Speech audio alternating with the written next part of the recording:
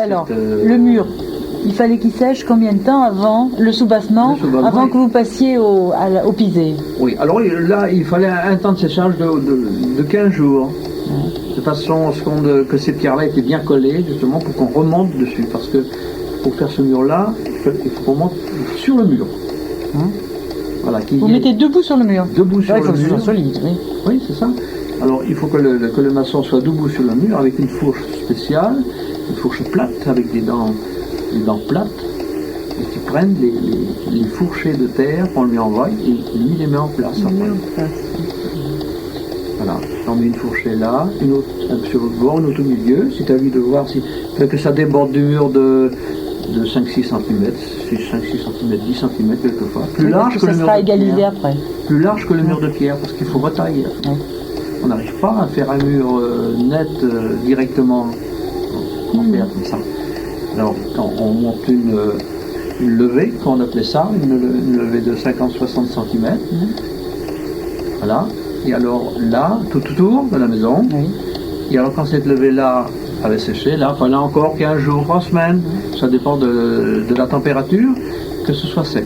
Alors, quand c'est sec, à ce moment-là, on taille. On taille le mur. À 50 cm, à la même largeur que le mur de pierre. Et avec quoi vous taillez? Avec une paroisse, on appelle ça à ce moment-là. C'est un genre de pelle à bêcher. Vous voyez ce que je veux dire? Vous savez ce que c'est qu'une pelle à bêcher? Et alors, au lieu d'être tordue comme certaines le sont, il fallait qu'elle soit bien droite. Et on monte sur le mur, vous comprenez? Et alors, on fait une petite saignée pour voir l'aplomb, d'un bout et dans l'autre, un cordeau, puis on taille au cordeau pour retrouver le mur de pierre qui est dessous. Voilà. On dirait que vous êtes encore en train de refaire ça. Oui. Voilà, et alors évidemment quand on n'est pas très haut, il prend directement de dessus, il met ça sur le mur, dans le patois par chez nous, on en appelle ça de paisse. De paisse? De paisse. Ah oui. Enfin de coller quoi. Ah oui. Non, oui, chez nous, dépecer un peu, ça vient. Quand on voulait coller quelque chose, on paisse ça. On paisse ça. Alors on prenait ça couche par couche et on met ça sur le mur. Alors il y a un autre gars sur le mur qui se trouve dans le centre du mur avec une fourche lui aussi. Puis alors il recule. Voilà, si on reprend ça dans ce sens-là, le gars avec sa fourche là. Voilà, alors il couche. Alors on couche à ce moment-là sur le mur. On fait une petite couche, on en fait une autre couche comme ça. Et alors toujours en pente comme ça.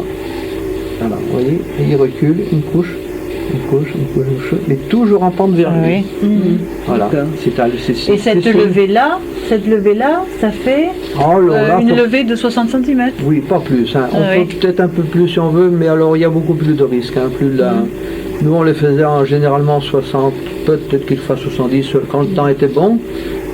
Mais quand ça séchait pas très bien, on était plus... Alors, si j'ai bien compris, ça faisait 60 cm dans laquelle on retrouvait un peu les couches de votre motée, là. Oui, qui était quand même mélangé. Oui, c'est ça, mélangé. Mais enfin, il y avait plusieurs couches de feuilletage. C'est ça. Oui. Alors là, ça... Dans chaque levée. Ça, c'est le mur.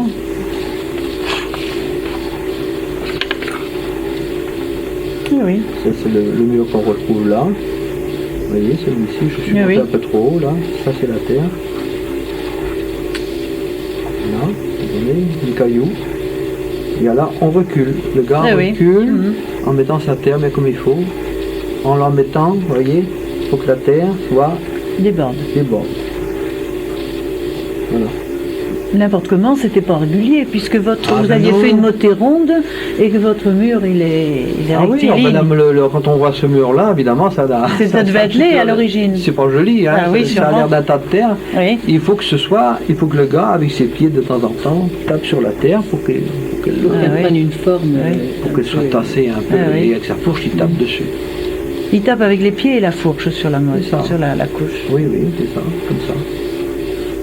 Et chaque fois, il reprend le principe de la pente, là, pour que ça s'accroche bien. Oui, il ne faut pas qu'il fasse quelque chose de droit dans lui. Autrement, il y aurait des fissures à cet endroit-là.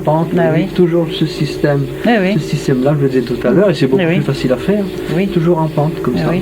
Voilà, oui, puis c'est logique, parce que alors, il recule sur le mur, puis alors on arrive à faire... Alors là, sur 60 cm de haut, à peu près. Un débordement de 10 cm, de chaque côté, toujours. Et alors, quand c'est sec, cette levée de terre, là, ça c'est la terre. Alors, le gars remonte sur le mur. Quand c'est sec, 15 jours après. 15 jours après. Voilà. Il refait pareil. Et alors, mais, oui, on refait une autre levée, Oui, on en oui. fait, voilà, on les monte. Mais jusqu'à- l'autre, elle est au même niveau que la première. Oui, mais il faut que celle-ci soit taillée avant de refaire l'autre. Ah oui. Quand la première levée Ah oui, elle est taillée au fur et à mesure. voilà, alors il faut qu'il taille par-dessus Quand c'est bien sec ou quand c'est mou? 15 jours après. Ah oui. Avant Quand de c'est monter. complètement sec, juste avant de monter l'autre. Ça. Il faut Ah que oui. ce soit fait avant l'autre parce Ah qu'on oui. ne peut plus après. Ah oui, après on peut Ah plus. oui. Voilà, Ah il faut oui. qu'il Ah retaille. oui. Oui, Il faut qu'il retaille alors là, on part pareil une levée. On Avec part. la paroi, Avec la- là. C'est ça, avec la paroi. Vous voyez, Oui, alors oui. cette terre-là, alors il s'agit de voir l'aplomb du mur Oui, qu'il y a oui. dessous, faire une petite saignée pour voir si on tombe bien sur le Oui, oui. terre, et un peu plus loin aussi, et on remet un cordeau. Quand on remet un cordeau, je vois ici on mesurer. Et comme ça, bon, le mur est en pente là. Voilà, alors toute cette partie-là, tout ça, ça tombe par terre. On taille Oui. ça, c'est bien qu'on on se remet d'aplomb avec Oui, le oui. mur de Oui, terre. oui. Oui, oui. Et le même principe après, jusqu'en haut, hein, c'est simple. hein.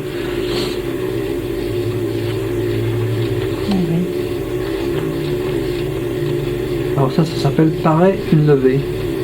Ça, c'est une levée. On appelle ça une levée de terre. Et pareil, On part. c'est-à-dire taillé. C'est ça. C'est ça. Moi, ce sont les termes Et que pareil. nous, on avait Oui, dans, oui, oui, dans oui, la les région. termes, Dans d'autres endroits, je sais que nous, on appelait ça de la daube. Oui. Hein, dans la région de, je sais pas si c'est pas de Redon, on appelait ça de la Bauge. Alors quand cette terre-là est taillée, quand ce mur-là est taillé, il faut que l'on tasse, que l'on refrappe après sur le mur pour pouvoir raffermir le mur. Alors on faisait ça avec un grand bâton, toujours sur le Vous mur. battiez votre. Comme ça, on tapait comme ça, si bien que je ne sais pas si vous avez remarqué, dans certaines fermes par chez nous, on retrouve des traces, des rayures comme ça sur les murs. Ah bon. Et ça, ce sont des coups de bâton que l'on a Ah oui. donné dessus. Et quel était l'intérêt de faire ça? Eh ben, des coups de bâton ça supprimait certaines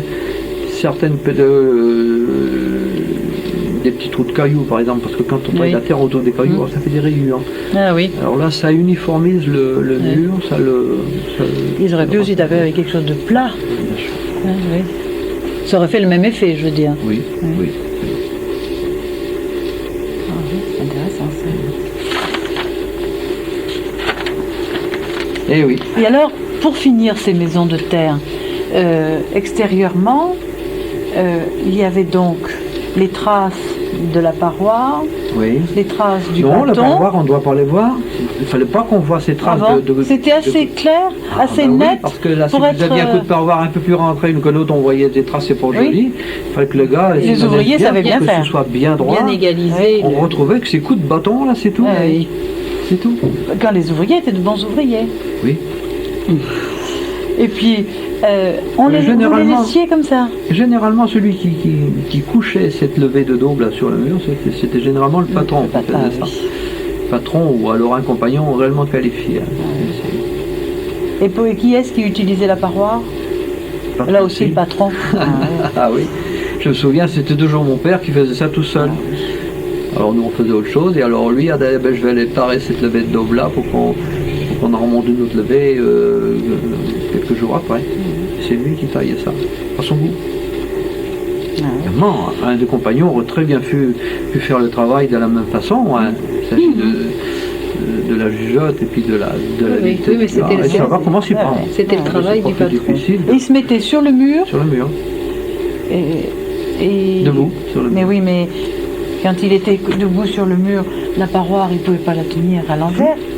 Si. Ah oui, c'est quelque chose qui Comment était... Ah oui, d'accord. à la C'est quelque chose de tout droit. Ah oui. Ça, c'est quelque Ah oui. chose de droit. Ah oui, Une oui, belle d'accord. droite, quoi. belle Ah oui. droite, alors. Ah oui. Oui. Debout sur le mur comme ça, bon évidemment il ne fallait pas avoir le vertige quelquefois, bon, non. Ah oui.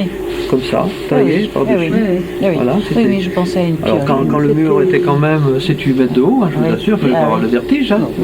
Oui, parce qu'il était penché en Ou c'était déséquilibre un le peu. plus dangereux, c'est quand on faisait les pignons. Ah oui. Vous voyez ça sur les Oui. pignons, celle-là, c'était pas facile. Hein. que ça se taille de la même façon. Monter dessus parce sur que le pignon, sur le ça. bout du pignon.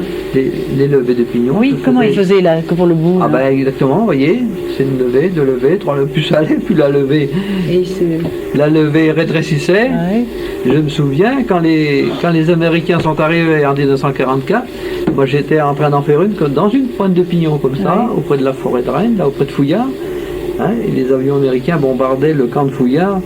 On a juste le temps de descendre en vitesse sur le machin pour se mettre à l'abri. Je me souviens de ça, c'est auprès de la forêt, à Calœuvre, à béton.